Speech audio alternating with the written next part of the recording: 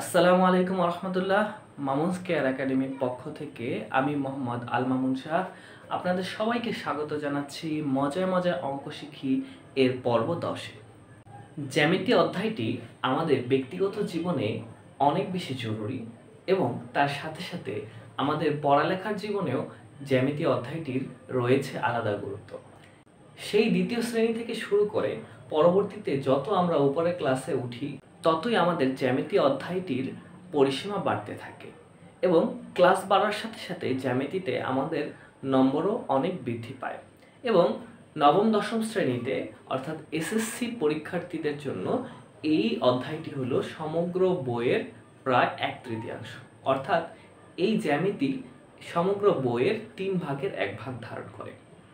আর যারা সায়েন্স ব্যাকগ্রাউন্ডে রয়েছে তাদের ইন্টারমিডিয়েটেও জ্যামিতির বিশাল একটা অংশ রয়েছে। তো বুঝতেই পারতেছি আমরা যে জ্যামিতি অধ্যায়টি অত্যন্ত গুরুত্বপূর্ণ একটা অধ্যায়।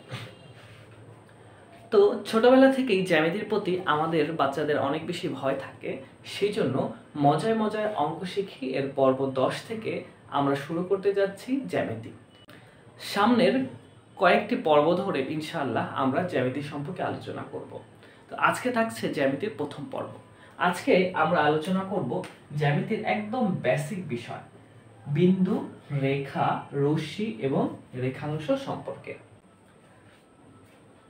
আমার সামনে একটি বোর্ড রয়েছে এবং এই বোর্ডের মধ্যে যে কোনো একটি অবস্থান নির্ণয় করার জন্য আমরা বিন্দু ব্যবহার করব। যেমন আমি এখানে একটা বিন্দু দিয়েছি, একে আমরা বাংলাতে ফোঁটাও বলি। অর্থাৎ এই সমগ্র বোর্ডটির মধ্যে কোনো একটি অবস্থান নির্দিষ্ট করার জন্যই বিন্দু ব্যবহার করা হয়, আর বিন্দুর মাধ্যমেই জ্যামিতির যাত্রা শুরু হয়। অর্থাৎ যদি এমন হয় যে যার কোনো দৈর্ঘ্য নেই, প্রস্থ নেই, উচ্চতা নেই, কোনো আকৃতিও নেই, কেবল শুধুমাত্র একটি অবস্থান আছে, তবে তাকে বিন্দু বলা হয়। বিন্দুর সংজ্ঞা আমরা এভাবে লিখতে পারি যে যার কোনো দৈর্ঘ্য, প্রস্থ, উচ্চতা বা আকৃতি নেই, কেবল শুধু অবস্থান রয়েছে, তাকে বলা হয় বিন্দু। এবার আমরা আসি রেখা, রশ্মি এবং রেখাংশ নিয়ে। যদিও এই 3টা বিষয় অনেক অনেক বেশি সহজ, তারপরেও আমাদের বাচ্চারা এই 3টি বিষয়ের মধ্যে প্রায় গুলিয়ে ফেলে। তো এই জন্য আমাদের খুব সতর্কতার সাথে শিখতে হবে। শুরুতেই আমি বোর্ডে পরপর 3টা দাগ দিলাম। আর এই দাগগুলো কিভাবে তৈরি হলো? যদি অনেকগুলো বিন্দু আমি পরপর সাজাই তাহলে কি হবে? তাহলে কিন্তু এই দাগগুলো তৈরি হবে। তো এখন এই রেখা, রশ্মি এবং রেখাংশ, এই 3টা দাগের মধ্যে একটা হবে রেখা, একটা হবে রশ্মি এবং একটা হবে রেখাংশ। তো তাহলে আমি কি করব? এই যে প্রথম দাগটা নিয়েছি, এই প্রথম দাগটাকে আমি যদি অসীম পর্যন্ত, অর্থাৎ এই ডান দিকেও অনেক দূর পর্যন্ত এবং বাম দিকেও যত দূর যায় অসীম পর্যন্ত বাড়াতে পারি, তাহলে সেটা হবে রেখা। তাহলে সেটা কি হবে? রেখা হবে।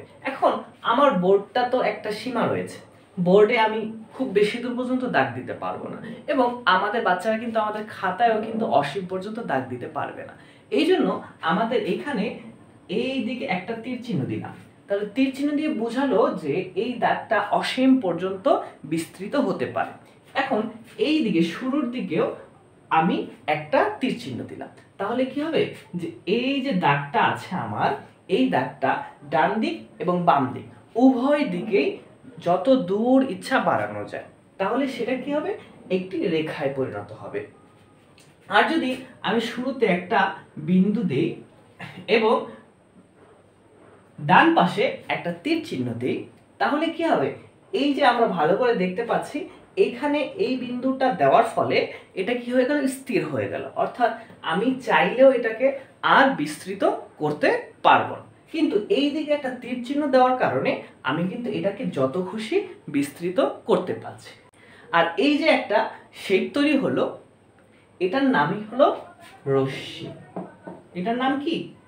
রশ্মি। আর উপরটার নাম কি ছিল? রেখা। আর এই যে আমাদের সবার শেষে যেটা আছে, এই দাগটা শুরুতে আমরা একটা বিন্দু দিলাম, অর্থাৎ এই দিকে আর বাড়ানো যাবে না, এবং শেষে একটা বিন্দু দিলাম, অর্থাৎ এই দিকেও আর বাড়ানো যাবে না। তখন সেটা হয় রেখাংশ। তখন সেটা কি হয়? রেখাংশ হয়।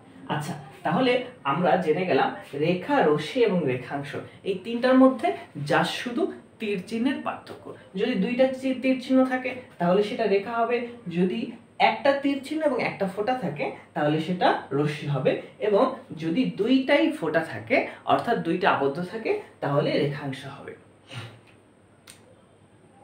এখন প্রশ্ন হলো যে আমার যদি সংজ্ঞা আসে যে রেখা কাকে বলে, তাহলে আমরা বলবো যে যার নির্দিষ্ট কোনো দৈর্ঘ্য নেই, অর্থাৎ যেহেতু এখানে দুই দিকে তীর চিহ্ন আছে, তীর চিহ্ন থাকার কারণে কিন্তু এটাকে মাপা যাবে না, এটাকে মাপা যাবে না। কারণ কি, যে এটা তো অসীম পর্যন্ত বিস্তৃত, আর অসীম পর্যন্ত আমরা কিভাবে বা মাপবো।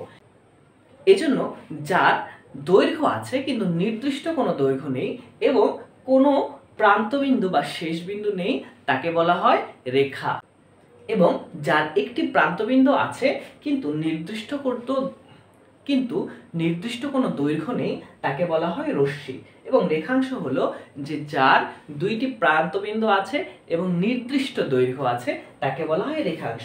অর্থাৎ রেখাংশ আমরা খুব সহজেই মাপতে পারি, কিন্তু রশ্মি এবং রেখা এই দুইটার কোনোটাই আমরা মাপতে পারি না। এভাবে যদি তীর চিহ্ন দিয়ে আমরা আমাদের বাচ্চাদেরকে বুঝাই তাহলে কিন্তু খুব সহজেই বাচ্চারা মনে রাখতে পারবে ইনশাআল্লাহ। তাহলে আজকে এই পর্যন্তই, দেখা হবে অন্য কোনো দিন। আসসালামু আলাইকুম ওয়া রাহমাতুল্লাহি ওয়া বারাকাতুহু।